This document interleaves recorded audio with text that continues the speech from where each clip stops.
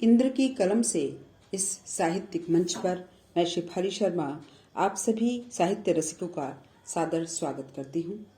इंद्र की कलम से को आप पहले इंद्रायण के नाम से जानते रहे हैं और इसमें कथा श्रृंखला के अंतर्गत आप अनेक साहित्य समुपासकों की कथाएं सुनते रहे हैं। आज इसी क्रम में मैं आपके लिए लेके आई हूँ श्री हिमांशु जोशी की कहानी सदियों पहले का भिक्षु। यह एक ऐसी कहानी है जिस पर विश्वास करने को जी करता है, पर मन की तर्क शक्ति इसका विरोध भी करती है। लेखक ने अपनी कल्पना के ताने बाने से सदियों पहले आए एक चीनी यात्री हुएनसांग को फिर से जीवित कर दिया है। तो आइए चलिए सुनते हैं कहानी सदियों पहले का भिक्षु। धर्मशाला आए आज 3 दिन हो गए। कल हम गए थे मैक्लोडगंज। पहाड़ की चोटी पर तिब्बती शरणार्थियों की बस्ती, बाजार। रास्ता सकरी गली से होता हुआ एक सिरे से दूसरे सिरे तक चला गया था। सर्दी बहुत थी, कपा देने वाली। धौलधार के धारदार धवल शिखर सिर के ऊपर सीधे आकाश को छू रहे थे। दही के छींटों की तरह कहीं कहीं बर्फ चमक रही थी, पीली पीली, तापहीन। शाम की धूप पीली धूप की तरह यूं ही बिखरी हुई। उसका होना न होना सब समान था। सड़क के किनारे गाड़ी रोककर चाय पीने के लिए खोखे के आगे खड़े हो जाते हैं। दुकान की मालकिन तिब्बती महिला चाय बना रही है। बेंच पर बैठे हुए कुछ लोग बतिया रहे हैं। हुएनसांग नाम का एक अजीब सा चीनी यात्री इन दिनों धर्मशाला आया हुआ है। पामीर का पठार पार कर पैदल यहाँ पहुंचा है। वह यात्रा वृत्तांत के रूप में कुछ लिख रहा है। दुनिया का आंखों देखा हाल। हुएनसांग, यह नाम तो सुना हुआ जैसा लगता है, कहीं पढ़ा हुआ देखा हुआ जैसा भी। हुएनसांग लगभग 1500 साल पहले कुशीनारा, लुम्बिनी, सारनाथ, कन्नौज, नालंदा। हाँ, क्या नाम बतलाया उसका? हुएनसांग जैसा कुछ। यहाँ के स्थानीय समाचार पत्र में उसके बारे में कुछ छपा है। मैं ठगा सा रह जाता हूँ। महिला चाय का गिलास आगे बढ़ाती है तो यंत्रवत थाम लेता हूँ। सचमुच यह कैसी अजीब बात है, कैसा विचित्र देश है यह। हर रोज क्या क्या नहीं घटता यहाँ। विश्वास की ही नहीं, अंधविश्वास की भी पराकाष्ठा। कितना सत्य है यह सत्य, समझ से परे। पर हाँ, यह गोबी का रेगिस्तान पार कर काबुल, कंधार, कश्मीर होता हुआ यहाँ आया है। अभी कुछ वर्ष और भ्रमण करेगा, फिर स्वदेश लौटेगा। यह असंभव है, मेरे साथी बोल उठे। क्षण भर मैं सोचता रहा। असंभव नहीं।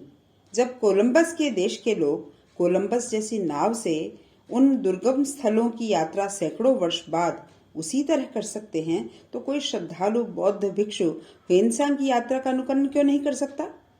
ऐसी बात नहीं।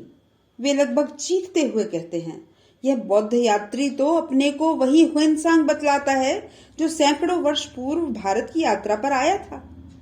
वे कुछ सोचते हुए फिर कहते हैं, क्या किसी व्यक्ति की आयु 1000-1500 वर्ष हो सकती है? हुएनसांग की तो चीन में समाधि भी है। भागसू नाग से लौटते समय कुछ कुछ अंधियारा घिर आया था। प्रकृति का ऐसा मनोहर विहंगम दृश्य ऊंचाई से देखता हुआ मैं उस प्रकृति प्रेमी मैक्लॉड के बारे में सोचने लगता हूँ जिसने यह शहर बसाया था, जिसकी समाधि भी कालांतर में यहीं बनी थी। दूर क्षितिज के अंतिम छोर तक फैली कांगड़ा घाटी में अनगिनत जुगनुओं की तरह पीली पीली बिजली की बत्तियां टिमटिमाने लगी हैं। लगता है आसमान कहीं अंधियारी धरती पर बिछ गया है। गाड़ी की खिड़की से मुंह बाहर निकालकर देखता हूँ। दाहिनी ओर एक बड़े वृक्ष के नीचे बने पक्के चबूतरे के आसपास भीड़ लगी है। दबा हुआ शोरगुल सा भी कुछ कुछ सुनाई दे रहा है। अनेक तिब्बती बच्चे, बूढ़े सहमे से खड़े हैं। आतंक जैसा माहौल है। पूछने पर पता चलता है वही बौद्ध भिक्षु विश्राम के लिए यहाँ रुका था। अत्यधिक थका होने के कारण उसे झपकी सी लग गई थी। जागा तो पता चला कि सारा कीमती सामान गायब हो गया है जो उसने वर्षों से संजोया था। यात्रा वृत्तांत की दुर्लभ पांडुलिपि और सुना कि वह पागलों की तरह मुंह फाड़कर चीखता चिल्लाता रोता रहा। अभी अभी कुछ समय पहले उसे पुलिस पकड़ कर ले गई है। शांति भंग का खतरा था। दूसरे दिन किसी ने सूचना दी कि ह्वेनसांग को पुलिस ने अपनी हिरासत में ले लिया है। उसकी जिंदगी को खतरा है। पूर्णमासी की दुग्ध धवल चांदनी, बर्फीली चोटियां पिघली चांदी की तरह चमक रही थी। भोजन समाप्त होने पर ऊंची चढ़ाई की दिशा में भ्रमण का कार्यक्रम बना। ज्यों-ज्यों हम गाड़ी से ऊपर जा रहे थे, त्यों-त्यों एक स्वप्नमयी अनोखी दुनिया से गहरा साक्षात्कार होता चला जा रहा था। पर बार-बार मेरे मन में यही प्रश्न कौंध रहा था कि आखिर क्या हुआ होगा उस भिक्षु का। एक अजीब सी रहस्यमय गाथा, सच जैसे भी और सच जैसी भी नहीं। लगभग 1500 वर्षों के इतिहास की पुनरावृत्ति। सड़क के किनारे वृक्ष के चबूतरे पर जहां शाम को भीड़ थी, इस समय सन्नाटा है। हाँ, गठरी की तरह कोई वस्तु वहां अवश्य दिख रही है, वृक्षों से छन छन कर आती चांदनी की दूधिया रोशनी में। गाड़ी से उतरकर जिज्ञासा के साथ जैसे ही उस दिशा में आगे बढ़ते हैं, गठरी हिलने लगती है और सहसा चबूतरे से सरक कर घने वृक्षों के झुरमुट में कहीं ओझल हो जाती है। आधी रात बीत गई होगी अब। दिन भर का थका गहरी नींद में डूबा था कि सहसा दरवाजे पर खटखटाने जैसी आवाज से जागता हूँ।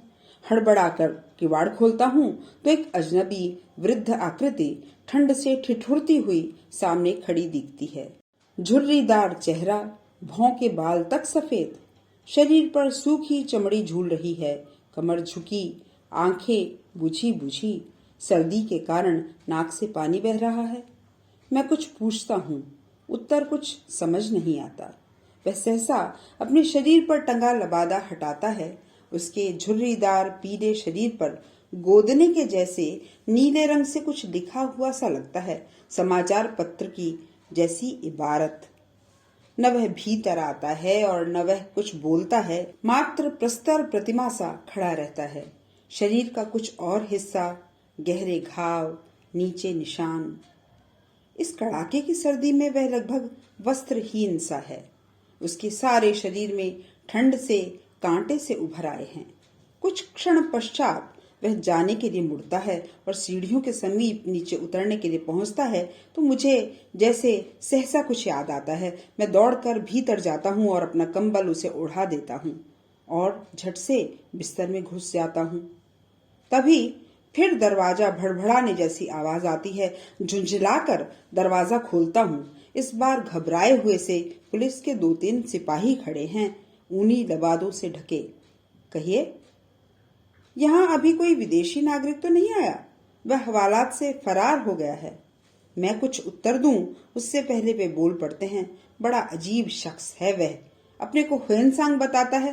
कहता है लगभग 1500 वर्ष पहले भी वह इसी तरह पैदल भारत आया था। वह बौद्ध भिक्षु है, इतिहासकार भी। जब से यहाँ आया है, जार जार रो रहा है। मैं स्तब्ध सा खड़ा का खड़ा रह जाता हूँ, एकदम गूंगा सा। वे कुछ क्षण खड़े रहकर चुपचाप लौट जाते हैं। बूटों की कठोर आवाजें धीरे धीरे धीमी पड़ने लगती हैं। सुबह चौकीदार को बुलाकर पूछता हूँ तो वह ठगा ठगा सा मेरा मुंह ताकता है। साहब, बाहर का दरवाजा बंद था, मेन गेट में ताला लगा था, फिर कोई कैसे भीतर आएगा, कैसे बाहर आएगा? आपने कहीं सपना तो नहीं देखा?